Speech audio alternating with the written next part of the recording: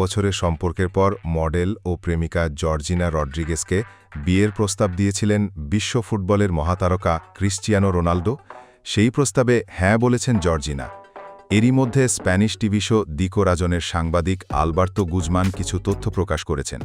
সাংবাদিক আলবার্তো গুজমান বলেন, রোনালদো শুধু আংটি দেননি, একটি পোর্শে গাড়ি দিয়েছেন, ৫০,০০০ ইউরোর বেশি মূল্যের দুটি দামি ঘড়ি আর দুই বিখ্যাত ডিজাইনারের পোশাকও দিয়েছেন, যার দাম ৩০,০০০ ইউরোর বেশি। বিয়ে নিয়ে গুজমান বলেন, আমি জর্জিনার ঘনিষ্ঠ একজনের সঙ্গে কথা বলেছি। তারা এখনও তারিখ নিয়ে ভাবছেন। মনে হচ্ছে এখনও কিছুই চূড়ান্ত হয়নি।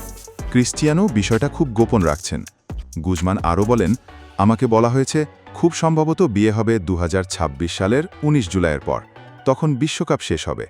সেই বিশ্বকাপে খেলতে চান ক্রিস্টিয়ানো রোনালদো। বয়স তখন হবে ৪১। তিনি বিশ্ব ফুটবলকে গ্র্যান্ড স্টাইলে বিদায় জানাতে চান। যতটুকু ধারণা পেয়েছি, অনুষ্ঠানটা রোনালদোর নিজের দেশ পর্তুগালেই হতে পারে। MH Tanvir, Bangladesh Herald.